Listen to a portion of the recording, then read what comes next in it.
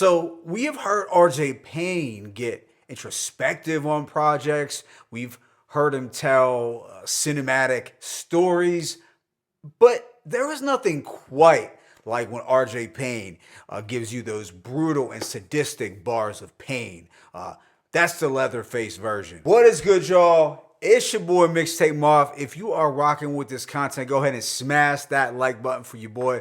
Also, subscribe if you haven't. But today, I'm going to be hitting y'all with my thoughts on this new project from RJ Payne entitled Leatherface 4. So this is the fourth installment of RJ Payne's infamous Leatherface series, which began back in 2019. It's also the follow-up to his Leatherface 3, which had dropped all the way back in 2021. Now, obviously, RJ Payne has been insanely active since then, releasing a plethora of material annually. But this new drop is a special one because it's the first Leatherface drop in some time. This project also comes after the release of his three-piece with Eric Sermon and also his most recent EP with BP Infinite entitled A Different Type of Pain 2. Beginning right into Leatherface 4, it has 12 tracks lasting approximately 33 minutes. The features include Nim Low, Cyrie the Kid, Rusty Jukes, and Tech of Smith & Wesson. It has production from P.A. Dre, Cartune Beatz, Aesthetic, Lunchbox Bully, and I Am Sam. But with that being said, let me go ahead and just hit y'all with that track-by-track breakdown. The opener, He's Back, is just an intro with some words from a few GOAT MCs, the comedian Godfrey, as well as Mike, the company man.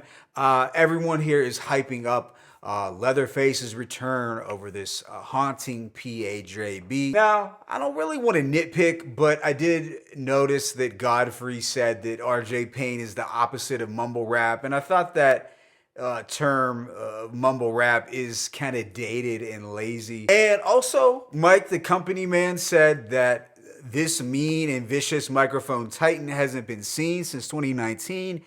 I'm not exactly sure what he's referring to. Sure, the Leatherface series began back in 2019, but RJ Payne clearly dropped the third edition in 2021. So I was puzzled by what he meant, but aside from those two minor issues, cool intro. The first actual track, though, Turn Off the Lights, has this dark and plotting instrumental from I Am Sam that features this scream effect. Now that scream effect is also included on each I Am Sam produced track. But Payne said, so many dudes watching me, the streets call me Philippe Patek. Remember, stereos eating tapes. Well, this shit will eat the deck. Don't ever play with the kid, ain't no way to cheat roulette. Them hammers making music, they both will sing you a sweet duet. Fire bars, overall dope grimy track. With that spooky tone to set it off. Track 3, Chainsaw Legacy, has another unsettling, grisly beat from I Am Sam that is a similar tempo, and that's something you will notice about quite a few of the tracks on this project. But Payne cleverly raps, you know me, I don't go for certain distractions. I cut these dudes off when they worthless like Curtis Jackson, hate it or love it. Next is God Help Us, which has this brutal mid-tempo beat from Aesthetic. And this is the second time on the project that RJ Payne uses the word levitate. You know that's one of his favorite words on these albums. He said, see, Leatherface is the truth. Let a dude talk fly and I'll put him in the air. We levitate in his boots. Immediately after is Blood on the Mask, produced by I Am Sam, which samples a portion of Simon Says, but a slowed down, less amped up version. And Payne has the funny lines. I heard your album and I threw it out the window. I ain't know this type of garbage exists. I pity the fool. Ain't fixing nothing, but we ran the city with Tool. Then there is Payne Has Many Faces, a track produced by Aesthetic that has a beat that feels like it could have been produced by Future Wave. The drums are stripped and you have this moody psychedelic melody. But RJ Payne is going in with more surgical precision. Right after, we do get a change in pace instrumentally with Luxurious Horror. It kind of blends dark, smooth, and atmospheric sounds. This is a dope posse cut with Nim Low and Cyrie the Kid. Nim Low had an ill verse But it was Payne who really stole the show here, just bodying the track with that confident, bold delivery. Payne said, I should be your inspiration. If you spitting after 40, I be getting after shorties. I'm like Rocky early in the morning chasing birds. I call it chicken cacciatore. Fire wordplay. Track 8 is Death by 1,000 Cuts. This has another murky, desolate beat from I Am Sam. And Payne continues to bloody and body bag the instrumental with lines like, I'm too futuristic or too sadistic. Shoot the biscuit.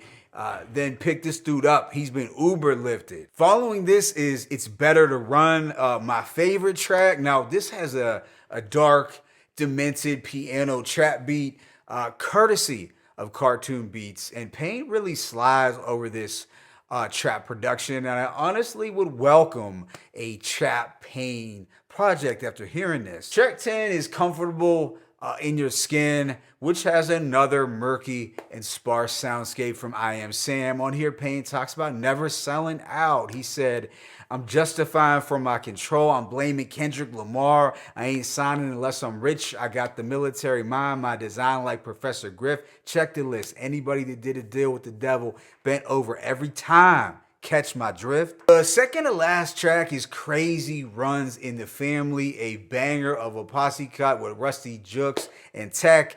This has a maniacal orchestral beat from P.A. Dre that makes it likely my second favorite instrumental here. Yeah, P.A. Dre was definitely in his bag, and Rusty Jukes came through with a grimy verse. Tex was cool, but I really liked Rusty Jukes and RJ Payne's more. Payne closed out this track with the ill verse, also paying homage to Bucktown in a big way with Already Rich and I Ain't Never Got a Touch Top 40. Got a shotty that's about the same size as Buckshot Shorty. Then this project comes to a close with The Haunting of Leatherface, and what you get here is a chilling spoken word outro that sounds like it could have been inspired by Edgar Allan Poe or Insane Clown Posse. So overall, I'm going to give this project a rating of a strong 3.5 to 4 mics. At the end of the day, it was a complete bar fest that probably had some of Payne's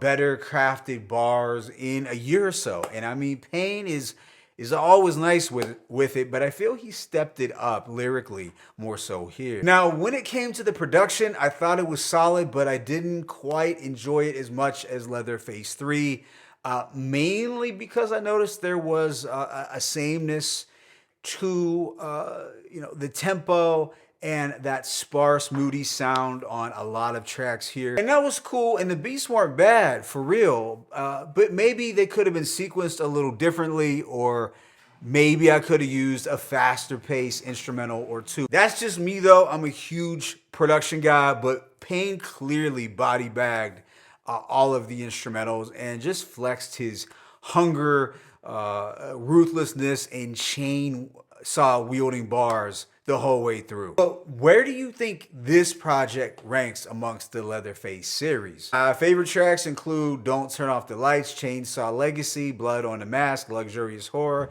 Death by 1,000 Cuts, It's Better to Run, and Crazy Runs in the Family. But let me know your thoughts in the comment section. It's your boy Mixtape Muff. I am signing out. As always, it's peace and blessings. RJ Payne, Leatherface 4-1.